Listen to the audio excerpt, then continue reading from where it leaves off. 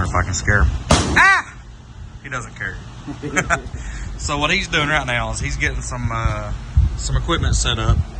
We're gonna put it on top of the windshield. But why are we doing that? So I have a issue with the truck, so I called him, and that's why he's here today. We have the radiator mounted under the bed of the truck, and I have an airflow issue, and I want to add an aqueduct on top of the bed cover to kind of help it get some good, clean, cool, pressurized air to the top of it. So I knew he had this testing equipment. He's always wanting to make videos, so here's his video. I'm just helping him get this one started. A lot of this content that you'll see in his video will be all on his side of things, but we got the windshield cleaned up. He's gonna put that stuff on there, and I'm gonna get a few shots of the wool tufting stuff and the pressure sensors. Try to help out video what I can. I'm not great at this, but I'll do what I can. Here you go. Here's a rag. Oh, what is that? An accident. That's what that was. Bloopers. We don't cut nothing. We keep everything. Product placement. What is that? Oh, this is a really nice 350 GSM microfiber towel. It's super strong, super durable. One of the best things that you can keep around a shop. Yeah, and I keep a bunch in the truck. And where can you get those? You can get these exclusively at torqueracingproduction.com. And you are a veteran, so you are supporting veterans. This is true. So get on there, order you some cleaning equipment. He's got all kinds of stuff. Check them out at where?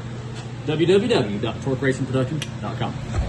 Got it. So supporting America. Supporting Americans. So he's putting some sensors on here. Like I said, I'm gonna get some shots of what he's doing, and it's just cool content. We're gonna show you some data of the high pressure, low pressure zones of a pickup truck, and we may do a few different runs. I also have a big tall wing that goes up here. You know, like, we don't know if it even works, if it's the way it's supposed to work or not, but we have it. We may test it, so make sure you follow all of this video.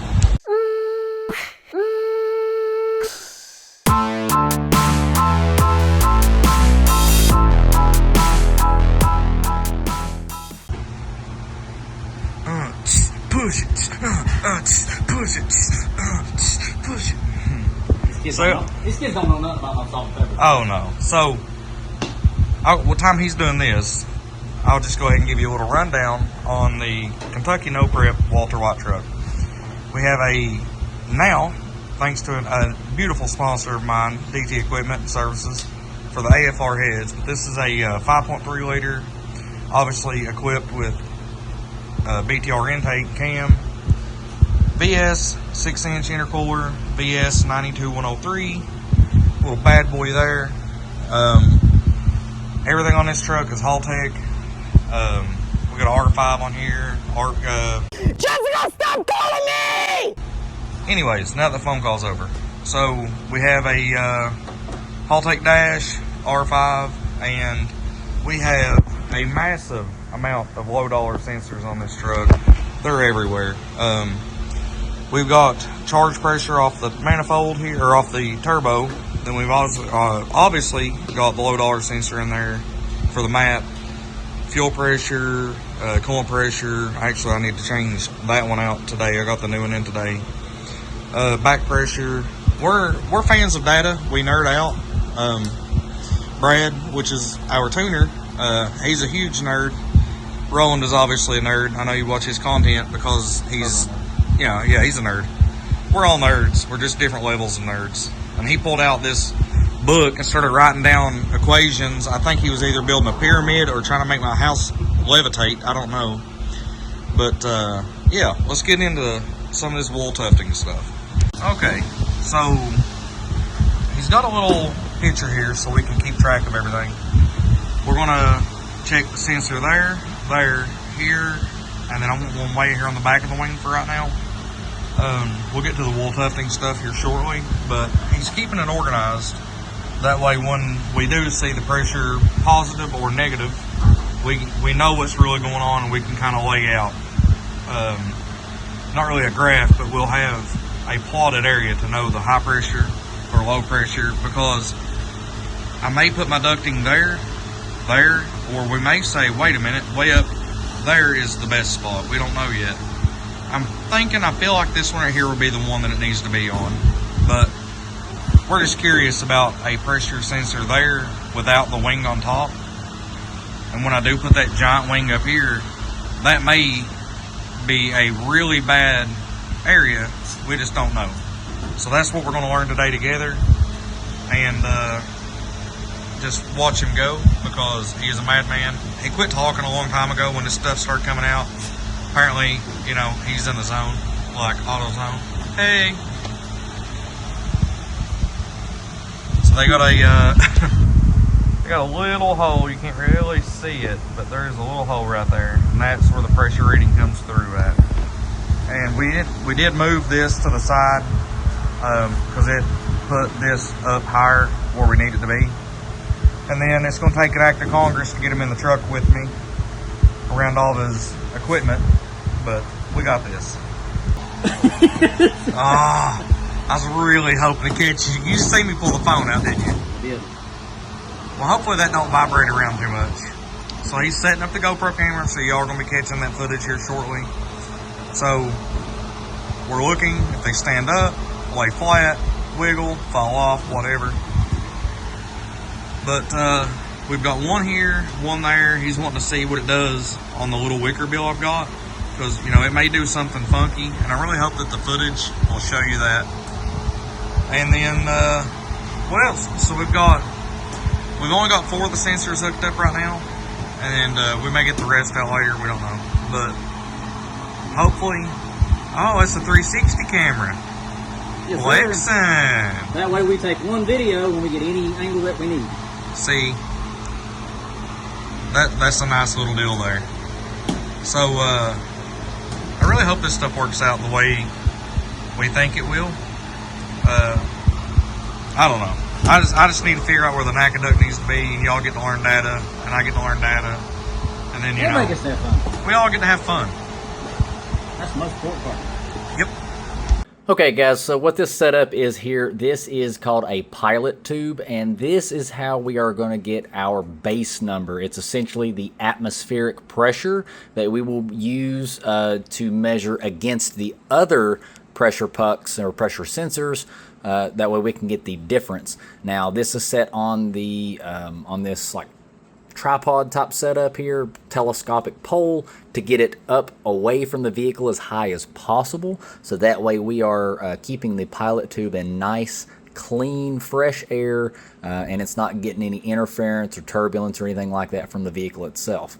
And then that will establish our baseline atmospheric pressure, and then that way all of the other pressure sensors that you see over here, we will essentially just measure the difference between them, and that will let us know if we are seeing a positive, as in more than atmospheric pressure, or a negative, as in less than atmospheric pressure. Of course, negative pressures would be like causing lift, positive pressures would be pushing down on it. You get the idea. And of course, we've got the wool tufting here, so that way we can kind of see which direction the air is flowing.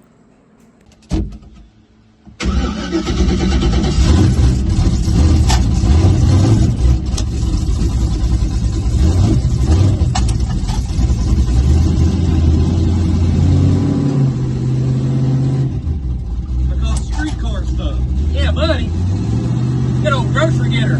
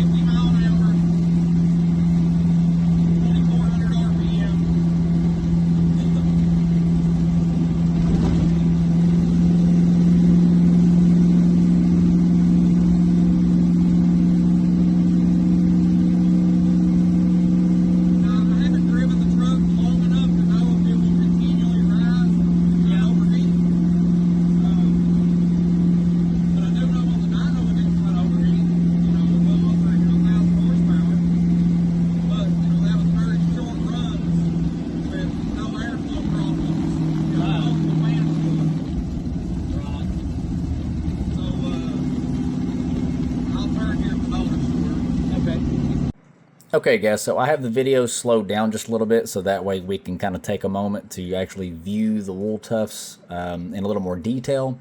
And as you can see, the ones that are obviously much closer to the cab are in that more turbulent zone. That's where the air is coming over the top of the cab, and then it's kind of like circling down, touching the tonneau cover area, and then kind of like swooping back up towards the front of the truck. Interestingly enough, as you can also see, several of these tufts are actually pointing towards the opposite side, or towards the center of the truck bed, which tells us that there is actually a decent amount of airflow that's coming up and wrapping around the side of the truck. Also, we can tell more towards the back of the vehicle. You can see where the tufts are actually starting to straighten out. That would be the area where the air is finally reattaching and starting to flow again back over top of the rear wing section. Get him a little bite back there, a little nibble. The kids are waving. They love it. The kids are fans.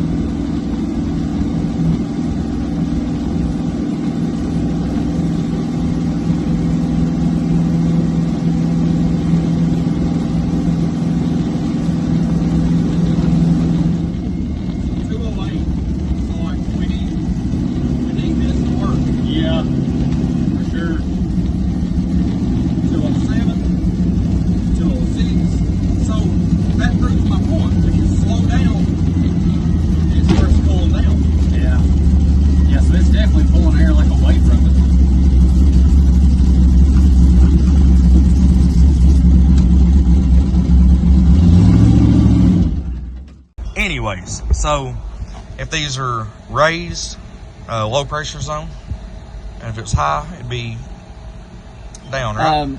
Pretty much what these are here, instead of doing like the high pressure, low pressure zones, what these will let you know is if you have laminar attached flow, or if you've got a separation bubble or a separation area where the air is not actually attached to this area.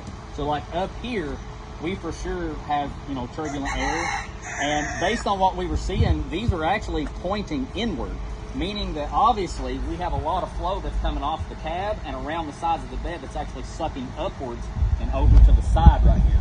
So for these to be angled this way, we're definitely getting flow of air coming in sideways. And honestly, I would have never guessed that had we not had the visualization tools here to see that. Right, I never would have thought it would happen that way. And then here in a second here, we'll see what these rear ones were doing. I didn't get a chance to see them. No, I couldn't see through Mike's lovely logo there, American Vintage Barbershop. What we're hoping to see once this downloads is I would love to see from here back nice, straight, attached flow, because that means that this wing is going to be able to properly do its job. We hope. If this is all flopping all over the place, or even worse, if they're pointing upwards, then this is just going to be trash. Also, I have a bolt-on wicker bill that's like a big, tall, I think 3-inch, maybe? I'm not for sure. I think it's 3 inches tall. Yeah. I don't know if we'll have time to do all that today. because, you know, it's a lot of work going back and forth, driving this thing, trying to keep it cool. He also has a family, so, you know, I can't keep him out here till midnight when he's got kids at the house that are waiting on him.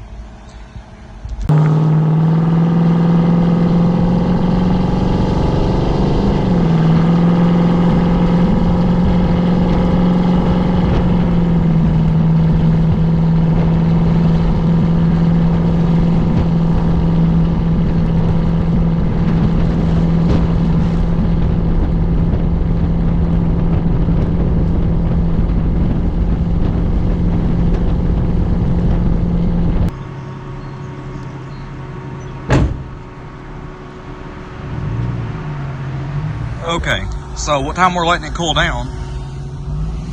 They probably think we're crazy. We had it here. We did see a massive spike of downforce, but now we're going to see just how much of a vacuum we have under here. And I'm pretty sure he said that right here was also a positive pressure, right? It did slightly increase, or no, right here. Right here was a nice positive increase. This right here was it was almost a slight negative. Right, so that would make sense with where we're at with that sensor there.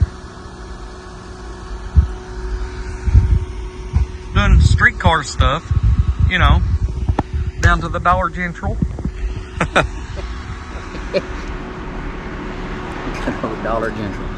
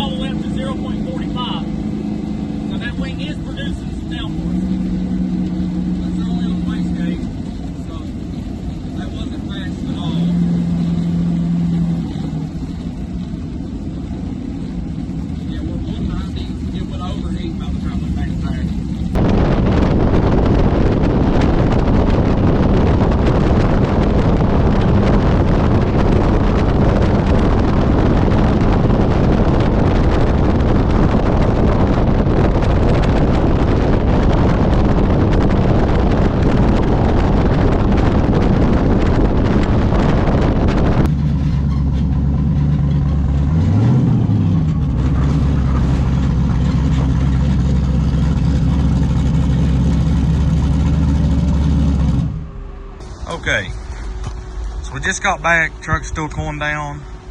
We got good and bad news.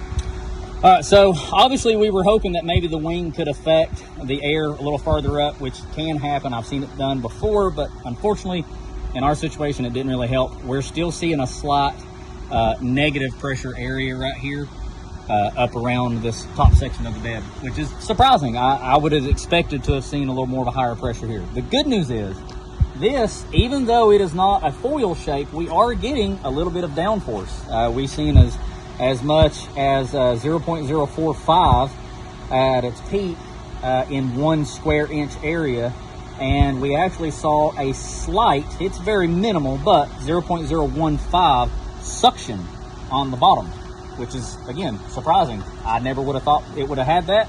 This is why we do testing. So this is in fact producing usable downforce. Now we could do the math on it right fast, or not right fast, but we could do the math on it. Yeah. So at 0.045, that is pounds per square inch. Then I could measure the bed cover and we could find out.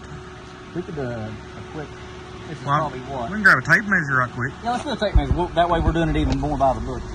You must now answer math questions. Mathematical! Ben, you're terrible at math. So he's done some math right quick. At 50 mile an hour, we are 5.5 pounds of downforce, which is crap. Well, that was the area underneath it. Yeah, this is top, bottom, and then total. Right. So at 50 mile an hour, we only have 16 pounds of downforce. That's nothing.